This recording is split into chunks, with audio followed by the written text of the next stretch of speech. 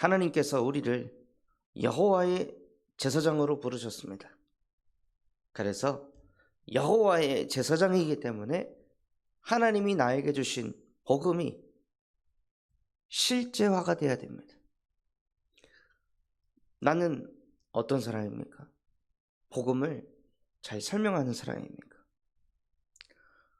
누군가에게 전도하기 위해서 복음을 잘 가르쳐주고 알려주는 사람입니까? 하나님은 우리가 증인이 되기를 원하십니다. 예수는 그리스도, 모든 문제 해결자, 십자가에서 다 끝냈다. 이거를 잘 알려주고 가르쳐주는 사람이 아니라 그것을 실제 나의 삶 속에서 적용하고 누리는 증인으로 우리를 부르셨습니다. 그래서 나에게 문제가 있을 때, 어려움이 있을 때, 상처가 올라올 때, 그때 이미 예수 그리스도께서 모든 것을 끝내셨다 하고 고백하고 선포하시는 거예요. 선포해도 또 찾아오잖아요. 또 선포하는 거예요. 골로새서 4장 2절 말씀처럼 너희가 계속 기도하고 기도하라. 우리의 응답은 무엇입니까? 모든 것을 끝내신 예수 그리스도께서 나의 상처, 나의 아픔, 또 나의 연약함, 부족함, 우리 가문의 문제 십자가에서 끝냈다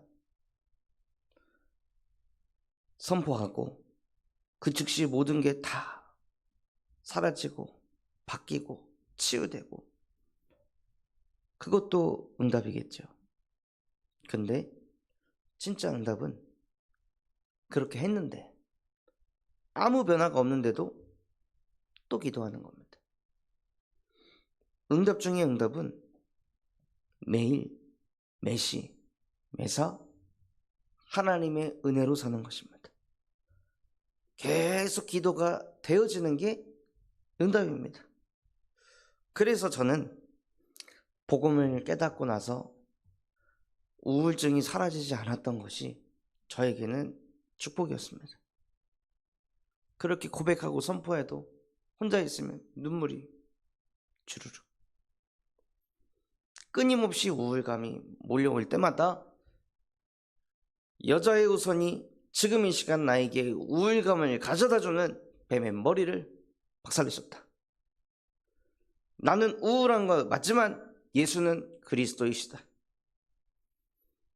지금도 우울한 감정이 치고 오지만 그리스도를 통해 나는 하나님을 만났고 하나님은 나와 함께 하십니다. 나는 우울한 존재가 아니라 나는 하나님의 자녀입니다. 또 옵니다. 또 고백합니다. 또 옵니다. 또 선포합니다. 또 옵니다. 예수는 그래도 그리스도입니다. 나의 그 정신의 문제가 치유가 안 되면 예수는 그리스도가 아닌 것입니까? 예수는 이미 2000년 전에 그리스도의 일을 이루셨습니다. 나와 상관없이 진리는 진리입니다. 내가 진리와 안 맞는다면 누구를 맞춰야 되겠습니까? 내가 진리에 맞춰야 되는 겁니다. 그래서 내가 이렇게 안 바뀐다고, 내가 이렇게 안 되어진다고 하나님이 안 살아계신 것이 아니라 그것은 다 나 중심입니다. 나 중심으로 하나님을 믿는 게 아니라 하나님 중심으로, 복음 중심으로, 그리스도 중심으로 하나님을 믿어야 합니다. 요게 하나님 떠나서 너무 오랫동안 살아서 잘 안 되기 때문에 계속 기도하고 기도하는 거예요. 그 기도도 그냥 고쳐주세요, 뭐 해주세요가 아니라 내 안에 예수 그리스도의 복음을 계속 각인하는 기도를 계속하는 겁니다.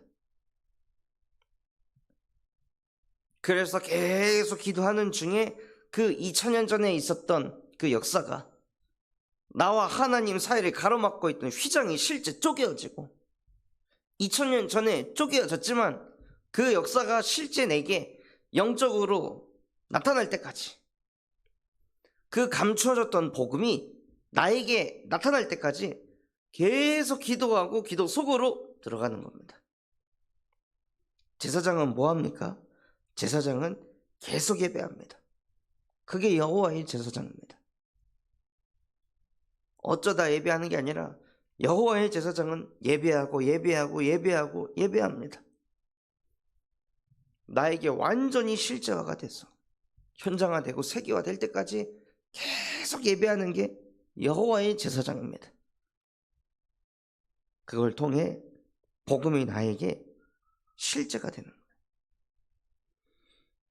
그렇게 바뀌지 않았던 나의 정신의 상태, 근데 정신 상태가 안 바뀌는데 우울감은 여전히 있는데 감사하더라고요.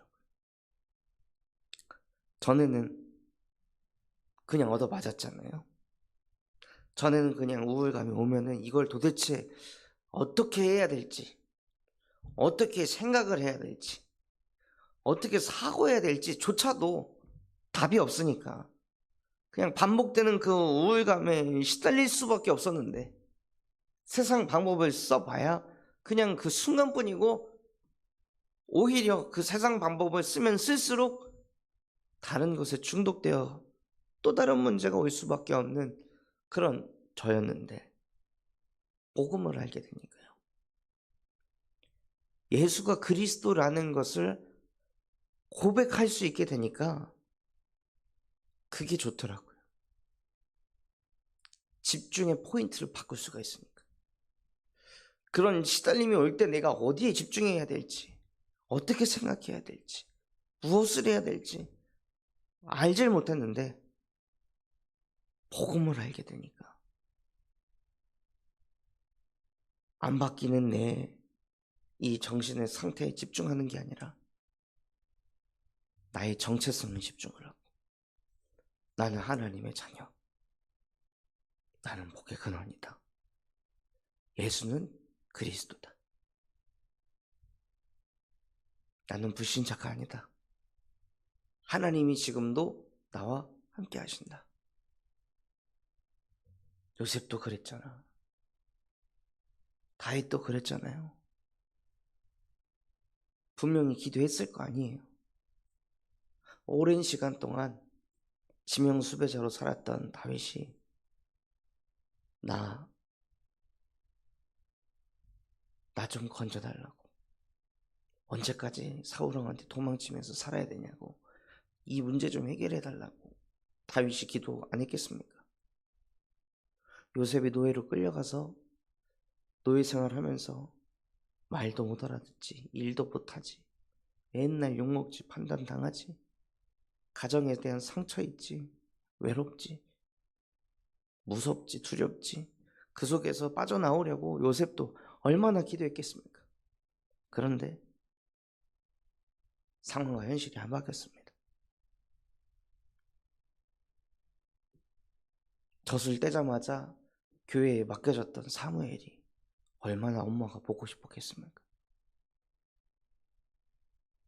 그 교회 분위기, 전도운동이 일어나지 않는 교회, 복음이 선포되지 않는 교회, 그래서 사람들이 교회에서 이상한 짓을 하고 무너져가는 그 교회에서 살던 사무엘이 얼마나 그 교회를 떠나고 싶었겠습니까?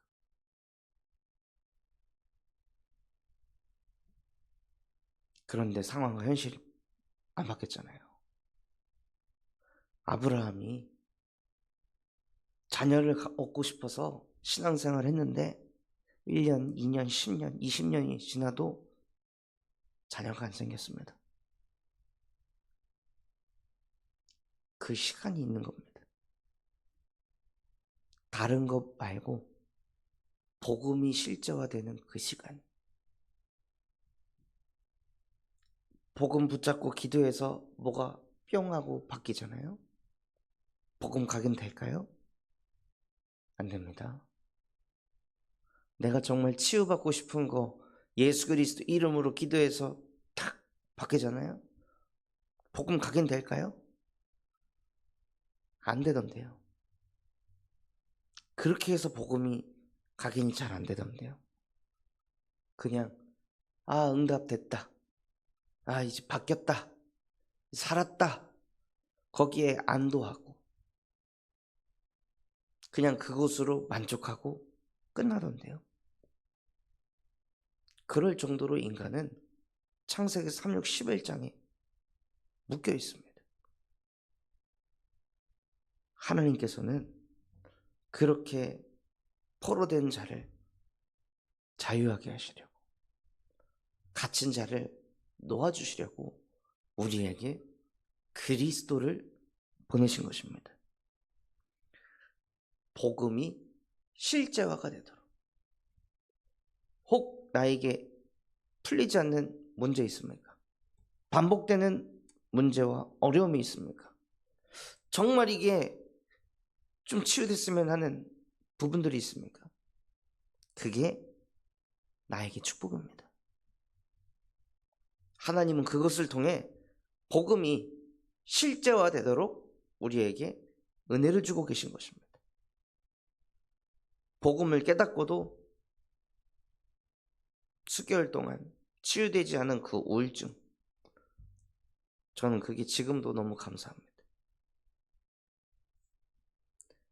그것 때문에 기도 안 되던 내가 기도가 되어지게 하시더라고요. 기도를 계속 하지 않으면 정신이 너무 시달리니까 이러다 또 자살 충동까지 갈 것 같으니 기도를 안 하면 안 되는 상태인 거예요.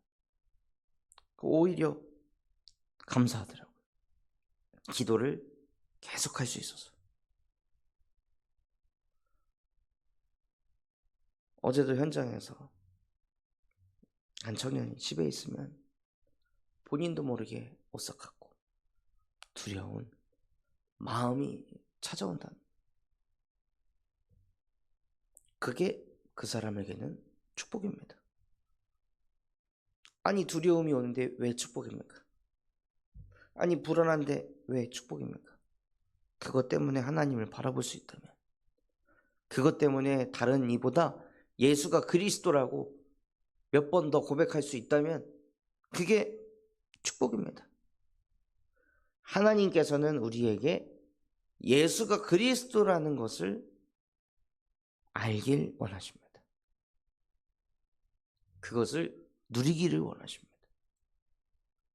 24시 예수가 그리스도이심을 고백하고 선포하기를 원하십니다.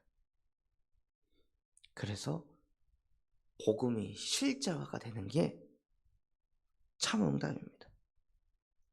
그렇게 복음을 위해서라면, 그래서 그 복음이 어느 순간 고백만 하던 복음이, 그 예수 그리스도의 복음이 내 안에 뿌리가 내리고 어느 순간에는 내가 살려고 몸부림쳤는데 어느 순간부터는 그냥 그 이름을 고백하면 좋습니다.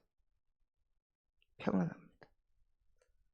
이상하게 나의 영이 살아납니다.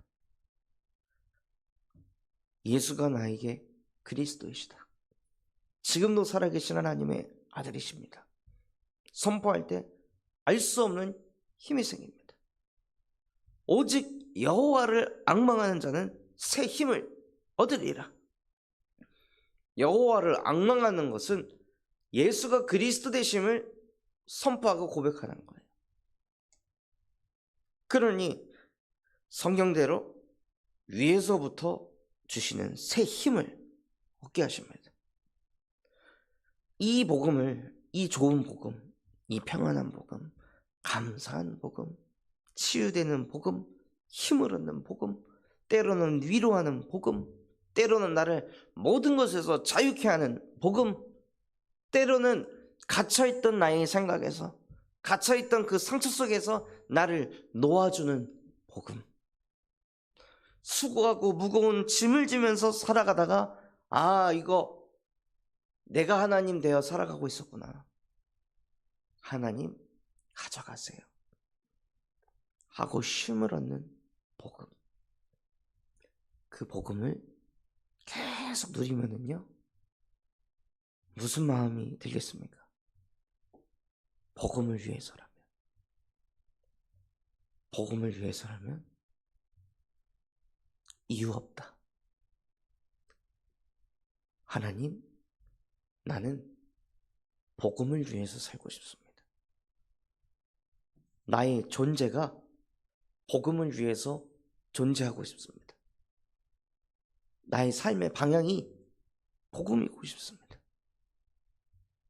복음적인 생각, 복음적인 말, 복음적인 행동, 복음적인 선택, 모든 게 복음이 되도록 그거 하기 위해서 우리는 성경적인 방법, 요한계시록 1장 3절, 이 예언의 말씀을 읽는 자, 듣는 자, 그 가운데 기록된 것을 마음에서 떠나지 않도록 지키는 자, 복이 있도다. 그 복이 무엇입니까? 복음이 실제화가 되는 겁니다. 성경에 있던 이 글자가 내 마음에 새겨지고 영혼에 새겨져서 그 말씀 가지고 기도했더니 그 말씀대로 성취되는 것을 보는 거예요. 그래서 우리는 삼원을 합니다. 삼원을 하지 않고 복음이 실제화되길 바란다는 것은 말이 안 되는 것입니다. 앞뒤가 안 맞는 것입니다. 축구 선수가 평일날 훈련을 하지 않으면서 본 경기 때 축구를 잘하려고 하는 것과 똑같습니다. 학생이 공부를 안 하면서 시험 성적이 올라가길 바라는 것과 똑같습니다. 내가 하나님을 만나지 않고 내가 하나님을 가까이 하지 않으면서 하나님이 내 삶 속에 가까이 역사하길 바란다는 건 욕심입니다. 그래서 그런 신비주의를 추구하는 것이 아니라 영적인 과학, 영적인 논리에 맞게 오늘의 말씀, 오늘의 기도, 오늘의 전도를 쓰고 묵상하고 읽고 고백하시기 바랍니다. 그러면 하나님께서 실제화가 된 복음이 현장화가 되도록 인도하십니다. 그렇게 노예 가운데서 감옥 속에서 복음을 계속 실제로 누렸던 요셉, 그 속에서 상처를 붙잡고 현실을 붙잡고 상황을 붙잡고 사람을 붙잡고 과거에 매여가지고 끌려다니는 것이 아니라 그런 생각이 수시로 무시로 치고 들어올 때마다 계속 요셉은 복음을 실제화시켰습니다. 여자의 후손이 뱀의 머리 박살내셨다. 하나님이 나에게 언약을 주신 대로 지금 내 모습은 이러할지라도 나는 모든 족속의 복의 근원이 될 것입니다. 나로 말미암아 열방이 살아나게 될 것입니다. 지금 나를 때리는 저 사람, 지금 나를 욕하는 저 사람에게 나로 말미암아 이 복음이 뻗어갈 것입니다. 나를 부리고 나를 함부로 대하는 저 사람들을 또 내게 임한 이 복음이 저 영혼들을 살릴 것입니다. 요셉에게 복음이 실제화가 되니까요, 그 복음이 현장화가 돼서 이와 같이 하나님의 영에 감동된 사람을 본 적이 없다.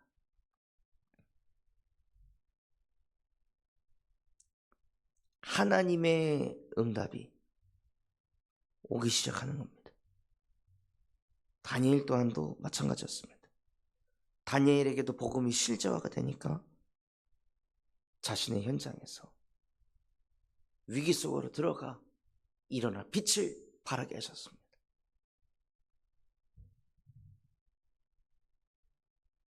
안디옥 교회 사람들이, 안디옥 교회 정직자들이 1년간 교회에 계속 모여서 뭐 어떻게 했습니까? 말씀을 읽고 말씀을 듣고 말씀을 쓰고 매일 사모를 1년 동안 지속하니 그 지역 사람들이 그 안디옥 교회의 중직자들을 보며 비로소 그리스도인이라 일컬음을 얻었느니라. 현장이 복음화 되게 하셨습니다. 그 바탕이 깔리니 나중에는 그 사람들이 로마서 16장의 주역이 되게 하셨어요. 왜 전도자를 보호하고, 왜 전도자와 동역하며, 왜 전도자의 식주인이 되었을까요? 브리스길라 아굴라 부부가 왜 자기의 생명조차 아끼지 않고 바울을 도왔을까요? 복음이 실제화가 되었기 때문입니다. 복음이 실제화가 되도록 바울을 통해 은혜를 받았기 때문에 전도자의 보호자가 되어야겠다. 전도자의 동역자가, 전도자의 식주인이 되어야겠다. 그렇게 로마서 16장의 주역이 되니 그것 발판 삼아 하나님께서는 그 팀을 통해 세계화가 되어 계셨습니다. 우리 교회 또한도 마찬가지입니다. 곳곳에 사모를 하는 그리스도인이 늘어가고 있습니다.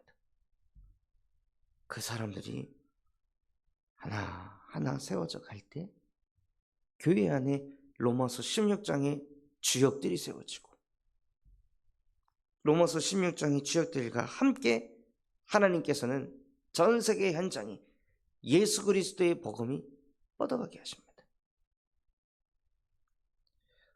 그래서 하나님께서는 우리 교회에 인도라는 현장에 문을 여시고 이 작은 자들이 3,000여 명의 렘넌트들한테 복음을 증거할 수 있도록 교제를 만들고 신학생들에게 강의도 하며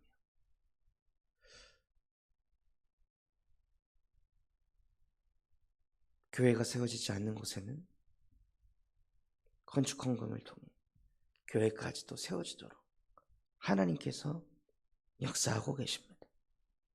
그래서 우리는 오직 여호와의 제사장으로 사는 것입니다.